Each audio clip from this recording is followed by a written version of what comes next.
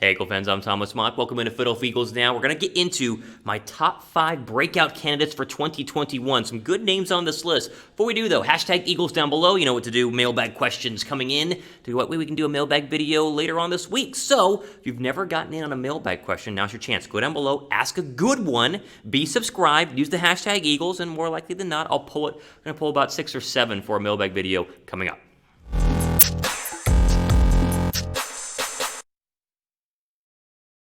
Let's jump into my new video here regarding our Philadelphia Eagles. That has to do with the Eagles' breakout candidates for 2021. Each year we do a video like this. We talk about some younger players, some players who I think have a lot of promise, but this could be the year that they break out and become maybe not superstars in the league, but legit starters for an NFL team like Philadelphia. And that, of course, is the main goal of all of these young players. And we start with one of my favorite players from last year who really broke out last year, but let's take it to the next level here. Jordan Mailata, the left tackle of Philadelphia Eagles, who was thrust into a starting left tackle spot due to all the injuries last year, and he was great. I mean, he was really, really good. Now, was he top 5 in the National Football League? No. I mean, he was about top 15 from week 11 on, according to Pro Football Focus. He did give up some pressures, 32 total last year, but the progress that you saw for someone who never played football, and you know the story, right? He comes over playing rugby from Australia, never played before in his life, but he's a massive human being.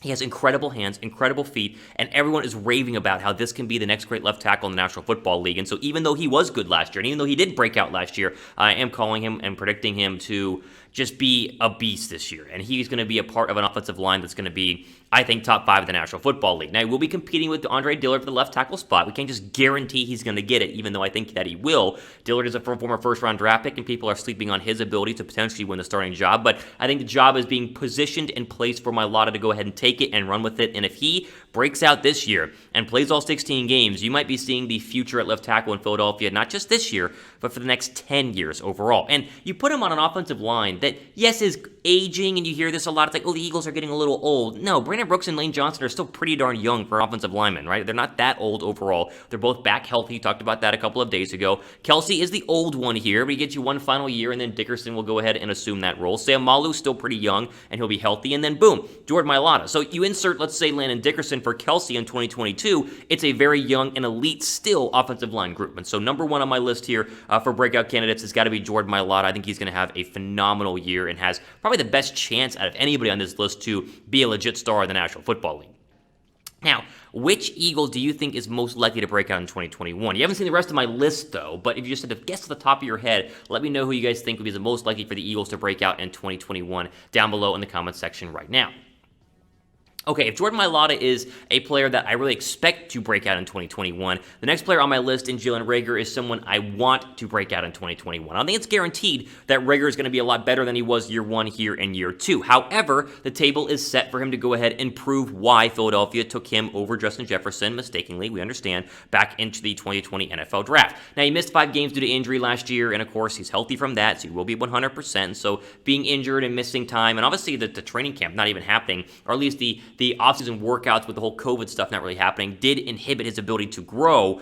But he just never really seemed to be featured in the offense, never really seemed to get open. He flashed a couple of times at the punt return of the Green Bay game, but just overall was nowhere near what you would expect from a first-round draft pick in terms of a wide receiver. What will a full and normal offseason do for Reagor is my big question here, in hopes that he turns out to be a decent starter at least, and hopefully an elite starter at the wide receiver position. Again, from a numbers perspective, they did throw him the football. It's not like they just fully ignored him. He was throwing the football, not necessarily accurately at times, and blame Carson Wentz to the offensive line for that one, but 31 catches, less than 400 yards, 1 touchdown was just disappointing and surprising. And so I think he needs to break out. And whatever happened with J.J. Arcega-Whiteside, I remember year 2, I talked about him being a breakout candidate. He never did. So don't give us another repeat in just the same amount of years, essentially, as J.J. Arcega-Whiteside in being Jalen Reagor. Just be good, right? Be the number 3 wide receiver on this football team. Be the number 2 wide receiver on this football team. Give us 60 catches and almost 1,000 yards and 5 or 6 touchdowns, and everyone in Philadelphia will forget about Justin Jefferson very, very quickly, even though he clearly was or should have been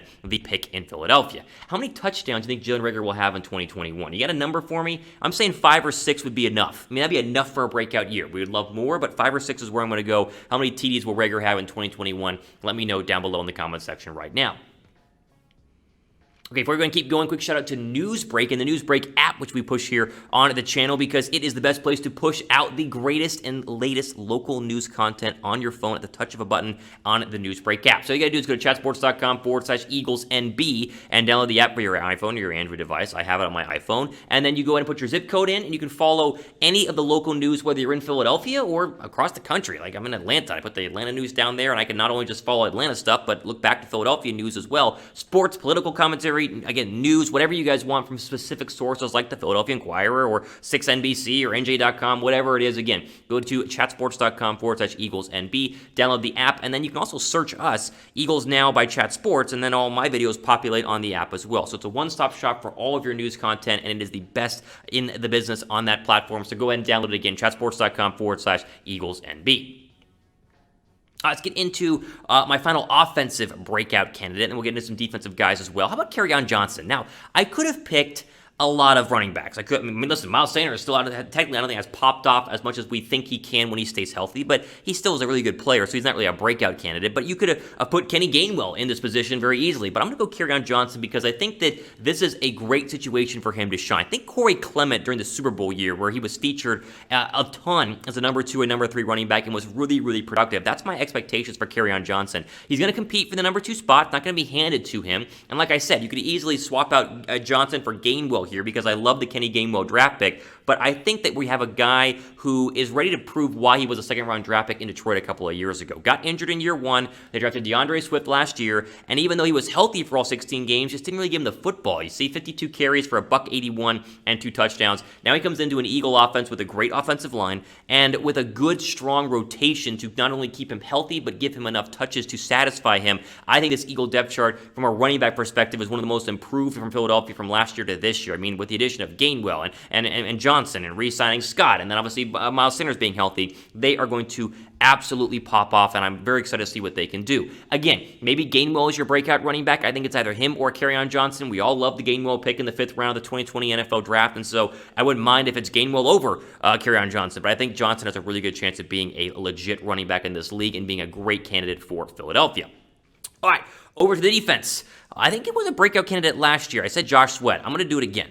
Now, you say, Thomas, like he was pretty good last year. He had 6 sacks, and he was, in the rotation. He did have the wrist injury to cause him to miss the final 2 games of 2020 when he was really peaking later on in the year. But I'm going to put him as a breakout candidate again, and I don't think he's going to break out to be a star. I could see 8 or 9 sacks from Josh Sweat this year because, again, they're slowly working him back into the lineup because when they drafted him, he had the knee issues. They didn't want to, ruin his career by causing another injury. He seems to be healed from that. He mentioned that last year in training camp, and I think with the addition of a Ryan Kerrigan to mix in there and Derek Burnett in his final year, I think Sweat's going to be a feature on this defensive line, which is, really beefy and powerful as is. 6 sacks last year, 38 tackles, 12 quarterback hits. He's proven he can play in the National Football League. I'm ready for that next step. Let's get to 8 sacks. I think an 8 or a 9 sack year would be a huge year, especially if BG on the other side has 10 or 12. That makes the Eagle pass rush as scary as it is. The Eagle pass rush is terrifying. It's a top 3 in sacks last year, and it got better. It got a lot better with the addition of Carryon Johnson, and obviously with a guy like Fletcher Cox still there. And the rest of the defensive linemen you see, Brandon Graham coming off of the Pro Bowl, I think that they're going to be incredibly good this year, and Sweat is going to be a big reason why. I think he's going to break out in a big way this year, not just like break out onto the scene like we expect Reagor, right? We mentioned Reagor earlier. Just get to 6 touchdowns, right? 700 yards. That'd be a good breakout year. Josh Sweat, how about 8, 9, 10 sacks? That'd be a superstar breakout year. I think Sweat is ready, and at this point in his career, to break out and have an absolutely phenomenal season. I'm at like a 10 in terms of my confidence level in the Eagles' defensive line. Where is your confidence level for Philadelphia's D-line in 2021? Scale 1 to 10. I'm at a 10. I think this is going to be the best defensive line we've seen in Philadelphia since 2017, and that was the best defensive line, basically in the National Football League. So I'm at a 10. Let me know what you guys think down below. Okay, final breakout candidate. How about this one? Really big dark horse here. Might not happen, but a big dark horse candidate is Shaun Bradley, the second-year linebacker out of Temple. Barely played last year, and they drafted him later on in the draft, so I didn't expect him to play. But with all the injuries and the issues they had at linebacker, I thought he'd play a lot more than 76 total snaps on defense. But he didn't look terrible in those snaps, and people are raving about him this offseason and saying he's looking pretty darn good, looking pretty beefy, and I think it's a real chance to go ahead and start at the Sam, the strong outside linebacker in Philadelphia here in the 4-3. Now, He will be competing. You got TJ Edwards, you got Davion Taylor drafted last year. We have really no idea how good he is. Alex Singleton had a good year as well. We know that Eric Wilson is going to go ahead and be locked into the middle linebacker spot, but back to Bradley, I think he has a chance to be a really good, quick cover outside linebacker in the Eagles' brand new 4-3, and I think he has a chance to solidify himself as a good tackler in the league. Again, I mentioned, I think your starters right now would probably be Bradley, Wilson, and Edwards. Maybe you mix Singleton and Bradley in there and you go back and forth. But this is a young depth chart, and it's a weak depth chart, but it got a lot better with the addition of Eric Wilson. So Wilson can help solidify things. And then the two other spots, the linebacker spot, you can just put the best player available. I think Bradley might be that guy, and I'm hoping he turns out to be a breakout candidate in Philadelphia this year, and that's why I'm going to go ahead and finish my list with Shaun Bradley, the second-year guy out of Temple. Ultimate for today here on Philadelphia Eagles Now. Again, make sure you guys are subscribed to the channel as we approach 20,000 subs. And, of course, subscribers get their mailbag questions answered. So use the hashtag Eagles down below to get your question in down below. And, of course, subscribe because we got great content like this that will continue to come out almost every single day here as we get closer and closer to the start of training camp and, of course, the official start of the 2021 NFL season. Again, Ultimate for today here on Philadelphia Eagles Now. I'm Thomas Mott, signing off for the rest of your day.